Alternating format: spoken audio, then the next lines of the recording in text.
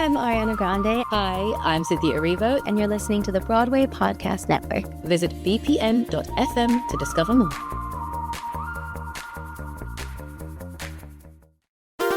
There's a cat over here.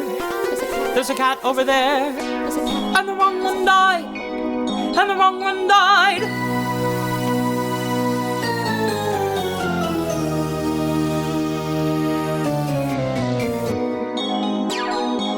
Welcome to The Wrong Cat Died, the podcast breakdown of the catastrophe. I'm your host, Mike Abrams, and today we have another very fun episode. I have promised you, the listeners, a wide variety of Cats-related content, and today we continue down that path as I welcome a Cats superfan.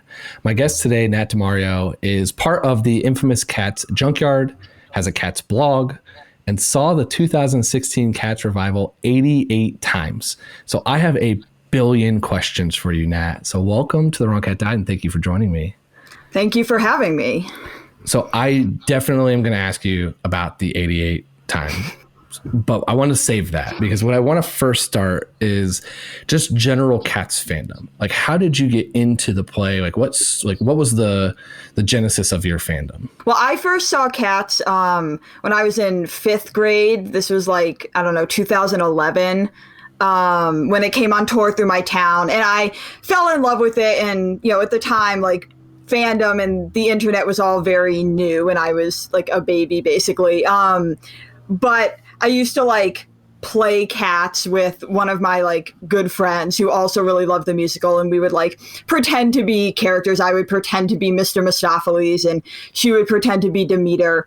And then I started writing Cats fan fiction when that was just sort of becoming a thing that people did.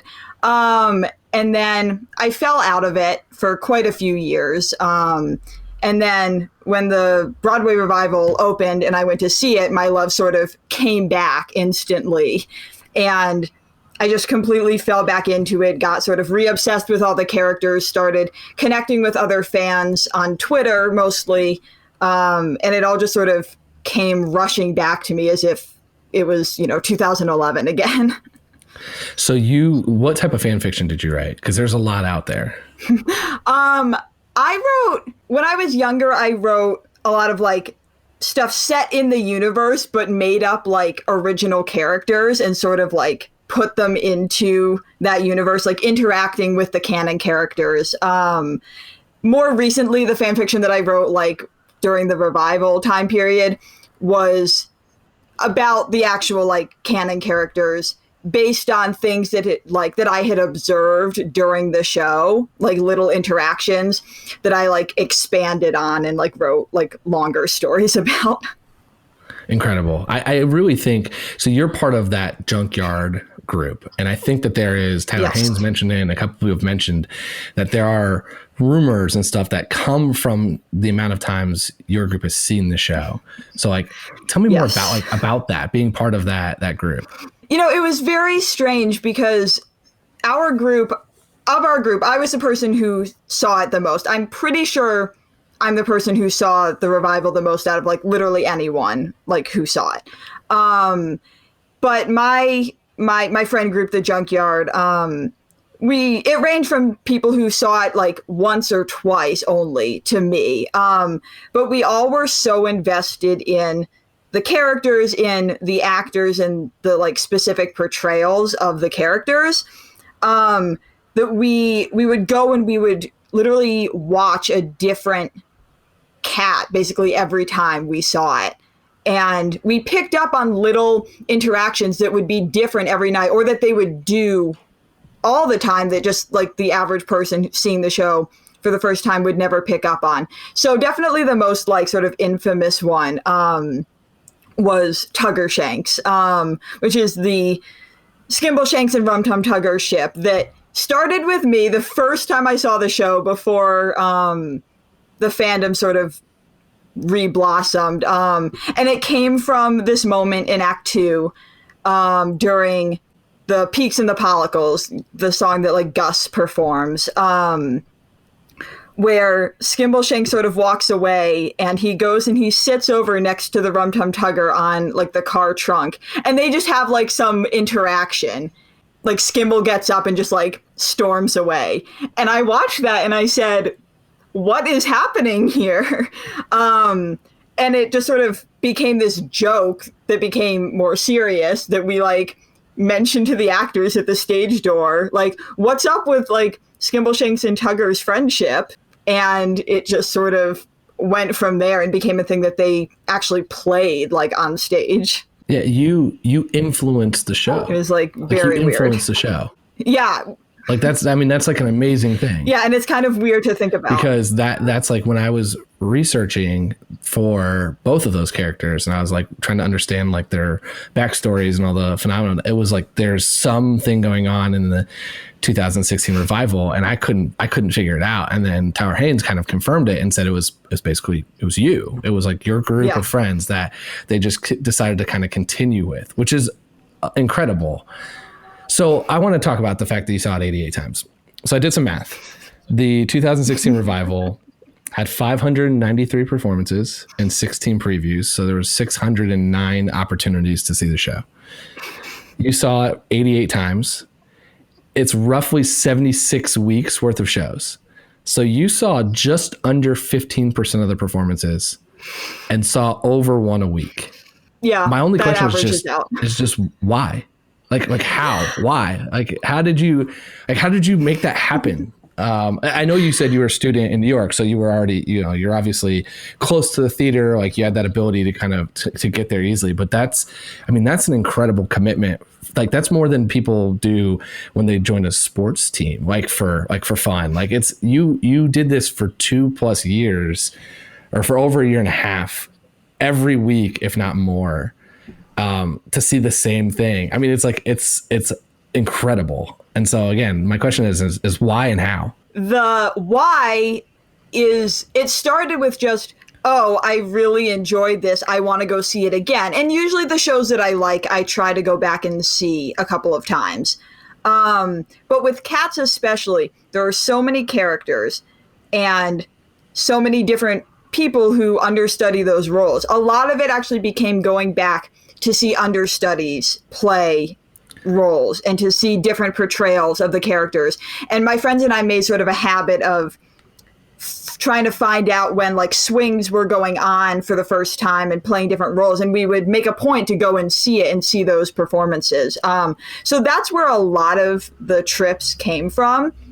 But I just sort of got so used to being there all the time and having something fun to do that I knew I enjoyed doing, that it would just be like, oh, I had like a hard day, like a hard day at school, like a long week. Let's go see Cats, like for fun.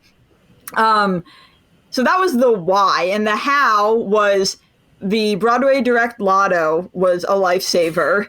Those $40 tickets. I think not a lot of people were entering the Cats Lotto because basically anytime I entered, I won. And so basically you can go. Yeah, I could. Right. And it was super easy. And I lived, 10 minutes away from the theater. So it was very easy to just scoot down there and go see it on a whim, basically. And there were times when I would rush down there literally like half an hour before the show started because I found out that some understudy was going on, and I would run up to the box office and be like, give me your cheapest seat in the balcony, please. And I would just go in and see it. So I know you have a Cats blog, and one thing that I read that I thought like I really appreciated was that you mentioned that when you find something that you like and it gives you happiness, like you shouldn't even have to apologize for it. So it's like the 88 times is just like, I do think it's the most anyone's ever seen the revival. Like you definitely have to be holding that torch.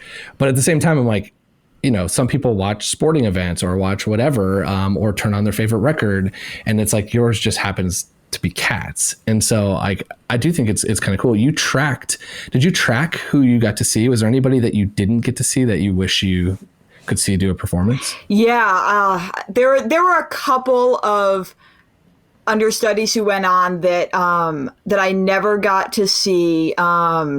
Sam Lips understudied Tugger, and I never got to see him go on. He only went on a couple of times, and it happened right at the end of the run. And I went out of town like the week of Christmas, so right before the show closed. And he went on like the night that I left town, and I was so angry. And there were a couple of understudies that I only got to see once, like early in the run, and then they never went on again. And I wished so badly that I could see them again. Callan Bergman, who is one of the swings, he understudied Mistopheles. And the first time I saw the revival, he was Mistopheles, and I like fell in love with his performance.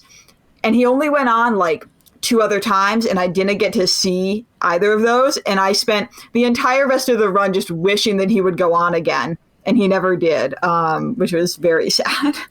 So you touched on this a little bit about that you watched like one character the whole show, but like what did you pick up on time number 36 seeing the show versus time number 2 versus time number 75? You know, like, I mean, how, like, was there aha moments later on, like when you got past the halfway point of seeing it?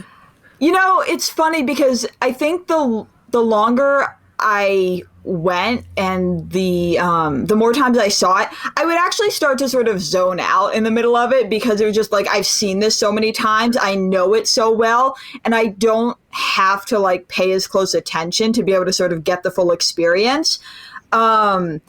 The things that I started really leaning into later on were the moments when the cats like interact with the audience, because I usually was not lucky enough to get like seats close to the stage when I, entered the lotto, because those seats are random and it's based on what's like left in the theater. But there were always these seats in like the front row on the very sides that are only sold at the box office, and so they're always empty. And me and my friends would always move up to those seats during intermission. And the interactions you get with the cats when you're sitting up close are the best, because the actors, got to know us. And so when they would come off the stage during Mistopheles and be like dancing in the aisle, like they would see us and they would be like happy to see us as actors and audience members. And that was always really what I looked forward to in the second half of the run, was those interactions. But yeah, whenever I was there watching like a new understudy, I would especially watch them and I'd be like, what did this person do differently than the other people who I've seen play the role? And how did they interpret the character? And it was stuff like that. And it would be like the random little like ensemble cats that I would be so invested in. That's amazing, because those are the ones that like most people don't even know names, right, like their names, let alone who's performing, what's the nuances to that. Right. Okay, so you have to be one of the, I mean, do you consider yourself one of the like the biggest Cats fans? Like, you have a blog, you're part of the Junkyard, you wrote fan fiction. Are you part of the Tumblr group?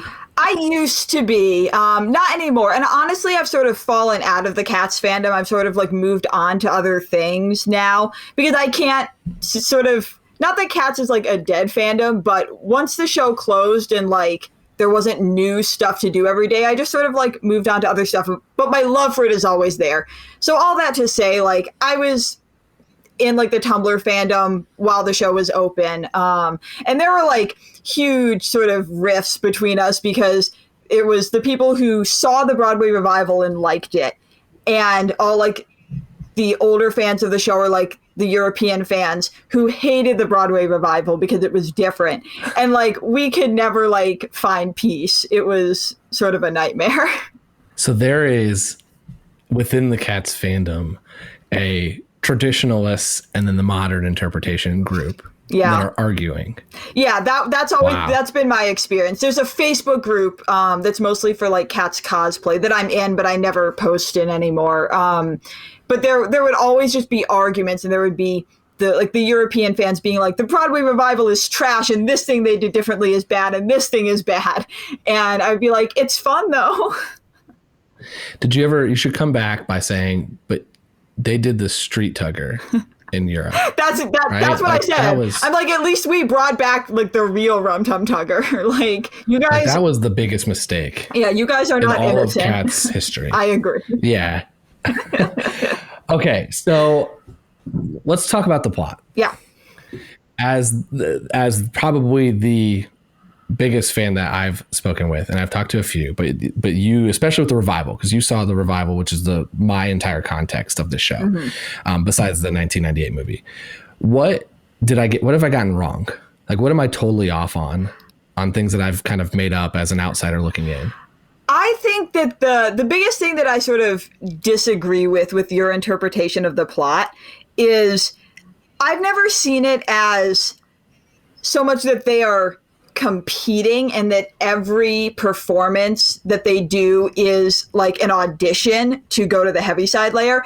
I see the Jellicle Ball as like a big celebration of like who they are, and they don't see each other most of the time except for once a year. So they get together. They're, as Jellicles, what they do is they sing and dance. That's just like who they are. So it's more of like, we're going to go, and if you want to perform, like, go ahead and perform. And there are just certain cats who, are candidates for going to the Heaviside Layer, and some who are not, in my opinion. And so it's more, it's more, totally fair. Yeah. The movie, I think that's totally fair. Yeah, the movie definitely painted it as this is a competition, and I've just never seen it that way. Yeah. Did you go to a preview? Yes. By chance? Or did you start? No, that's not true. No, I did not get to see it in previews. I saw it for the first time after it had already opened. Okay, but you definitely saw the original, like the first group, right? Yes. My narrow interpretation. Again, I don't disagree with you. I think there's a lot of ways. I think that's the beauty of the show. There's a lot of ways to interpret it. But I was basically sold this with Leona Lewis. That's fair. And so I think because of that, I was like, X Factor. And I was like, and then like when I saw a miniature version of X Factor, like almost a meta version of X Factor pop up on the stage, that was immediately where my head went. And so now the more I've like looked at it and I've watched the 1998 movie and heard people talked about it, like I think that your version has probably way more merit than mine, but that was not the way I like walked out. And so that's the angle I've stuck with. And that's what all of my frame of reference. So I actually think I can see your point. I can concede that point. Is there any of the theories I've made up that you disagree with? Let's see. Okay, definitely the one, and this is something I think that causes a lot of arguments in the Cats fandom, is whether Tuggophiles is real or not. Whether Mistopheles and Tugger are a thing. It's all the fan fiction. Besides yours, I guess. It is true. It is true that I would say the majority of the fan fiction is the two of them. I have never shipped them. Part of that, I think, comes from the fact that when I first got into Cats, I was little and sheltered and did not know that gay people existed. And I interpreted them. I have very specific opinions about the family tree, which I think sort of Let's hear it. I want to hear it.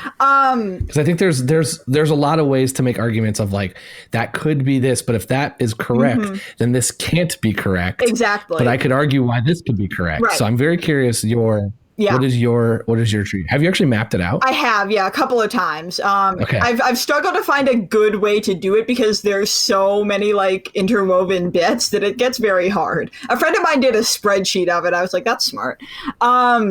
So for me, it starts with Old Deuteronomy, who is, the Jellicle leader and the father of a lot of the cats. His 4 children that we know of: Munkustrap, Rum Tum Tugger, Macavity, and this is unique only to the Broadway revival in my mind, but I think Andy Huntington Jones mentioned it in maybe one of the vlogs, that Alonzo is Munkustrap's brother. So that's 4 cats who are Old Deuteronomy's sons.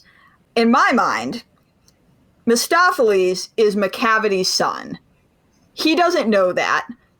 Most of them don't know that. He's told that he's like Bustaver Jones's son because, they're both like the black tuxedo cats. But who's Mistopheles' mom then in this scenario? Some unknown cat that does not like exist in the show, just like someone. Okay. And he was sort of like, and he and Victoria are siblings. So the two of them were sort of like rescued, taken away from Macavity, brought to the tribe and raised in the tribe. he finds out at some point that Macavity is his father, and that sort of causes some tension because, like, first of all, he gets his magical powers from Macavity. Makes sense. Yep. And it causes some tension because it's like, do they trust him, you know, in the tribe? Do they trust him to use his magic? Do they think he's going to, like, turn evil? So that's sort of a plot point that I've always been interested in. But what this means is that Tugger is his uncle. And so that is how I have always interpreted the family tree. And so the thought of shipping them never occurred to me when I was little. And most of my headcanons from when I was little have stayed with me until now. Yeah, so that makes a ton of sense that you've already put them in the same family tree. Right. So that is an impossible scenario. Right. I totally get it though. You can buy that. Yeah. I totally get it though. Like, I understand like why people ship them and I totally see it.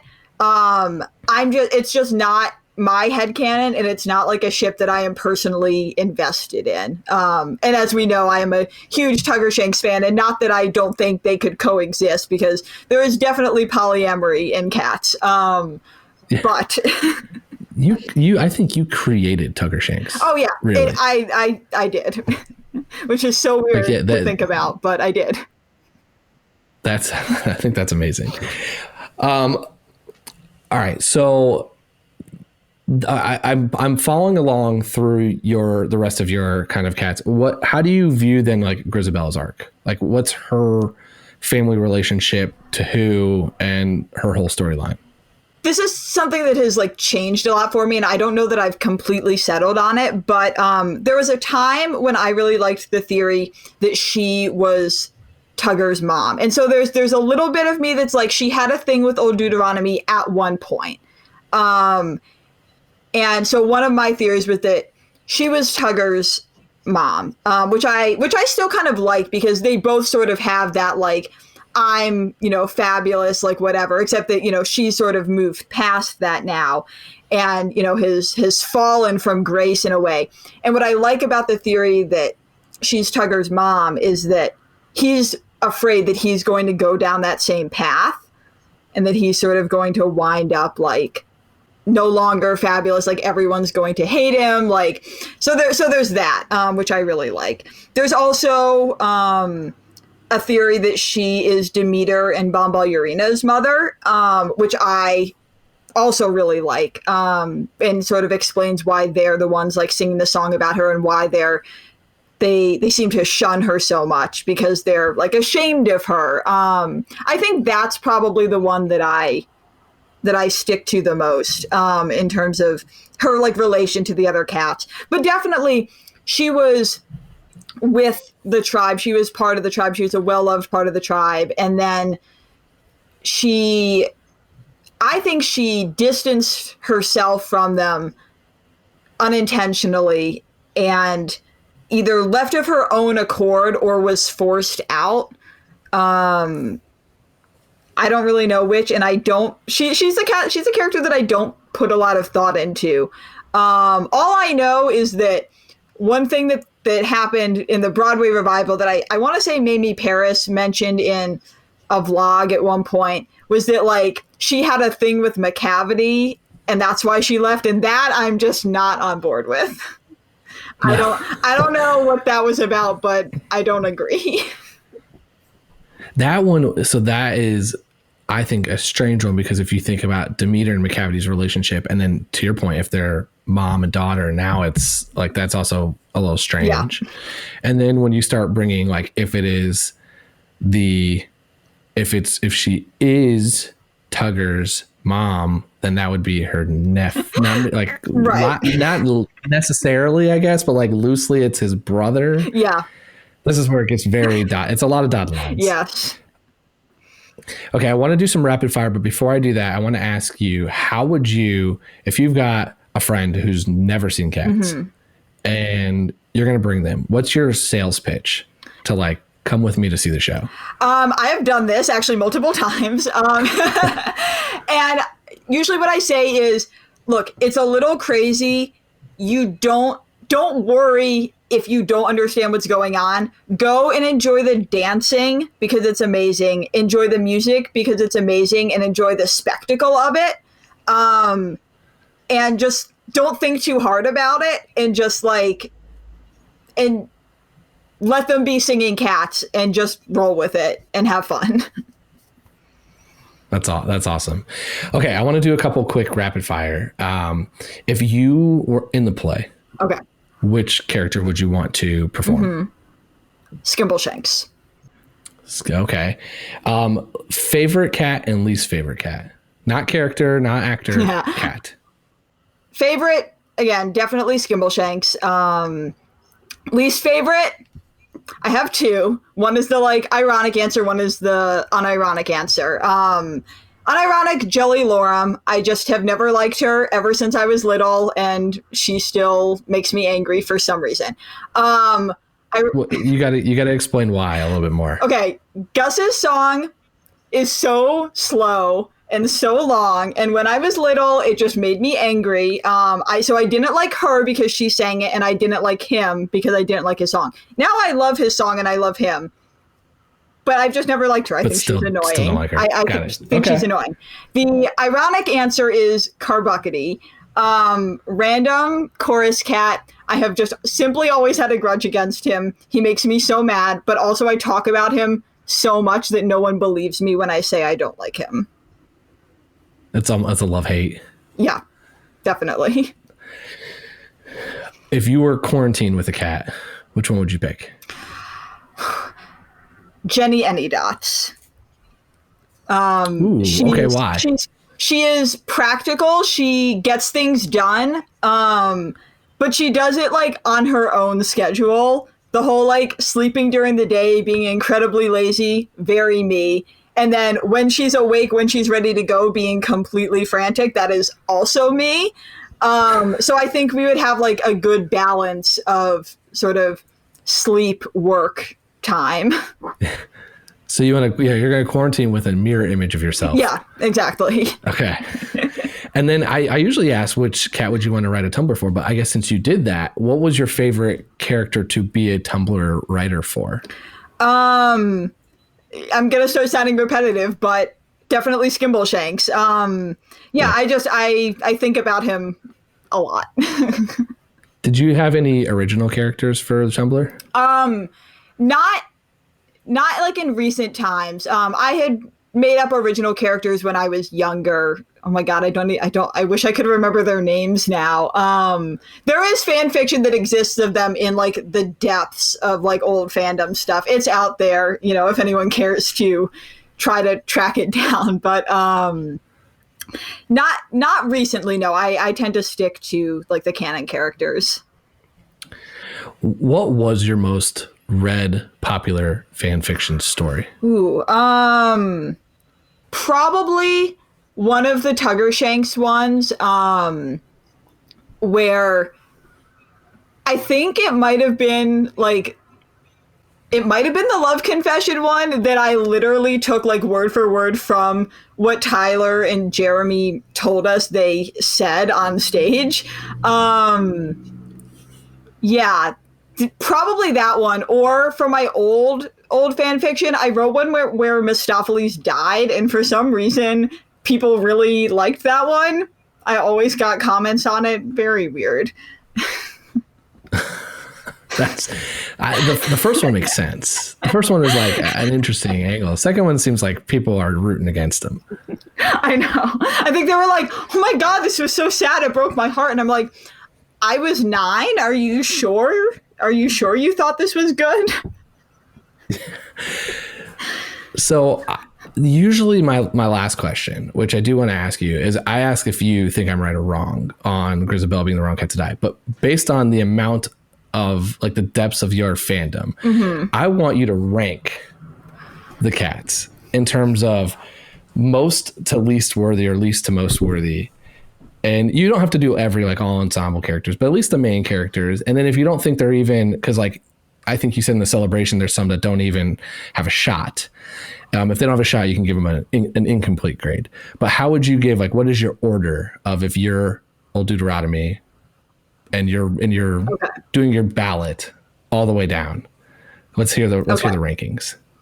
We're gonna put Gus at the top, which I think most people would agree with. Although I respect Chris Gurr's like interpretation about him just sort of crawling under a tire to die, and I love that.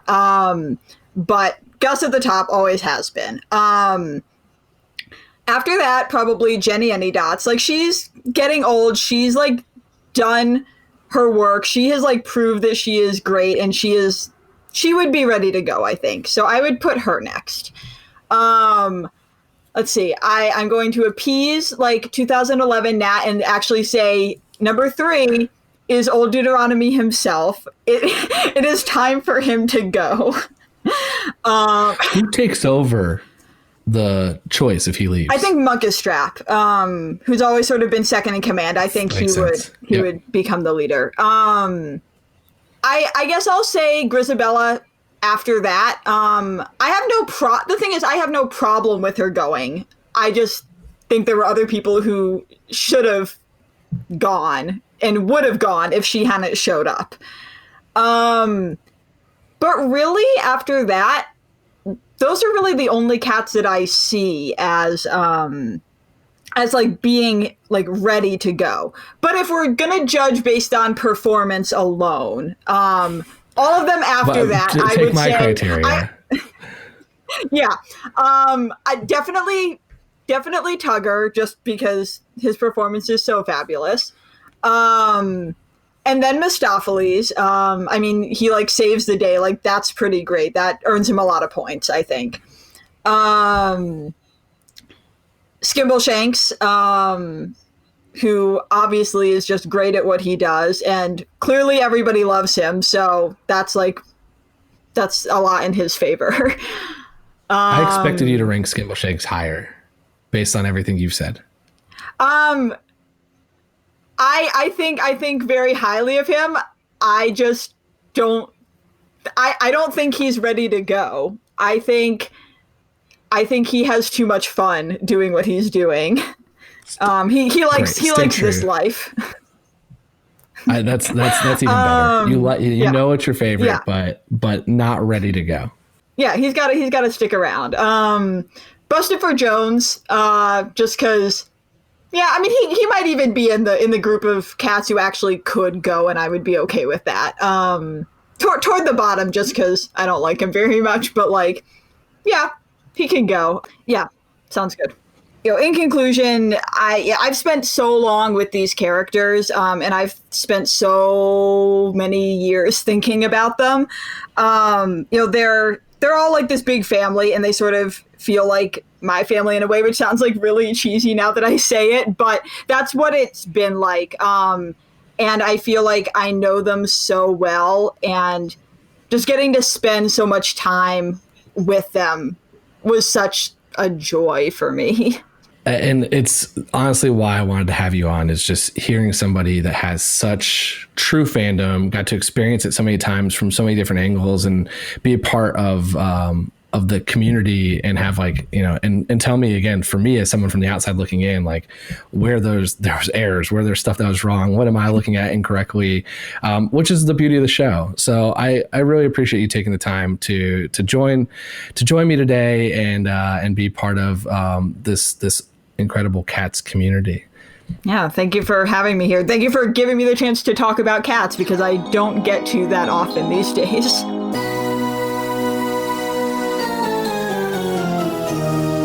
So with that, I want to thank you all for listening to this episode with Nat DiMario on The Wrong Cat Died, the podcast breakdown of the catastrophe. To follow along, you can subscribe on Apple Podcasts, Spotify, Stitcher, or anywhere else you get your podcasts. Follow us on Twitter and Instagram at The Wrong Cat Died, or check out our website, thewrongcatdied.com.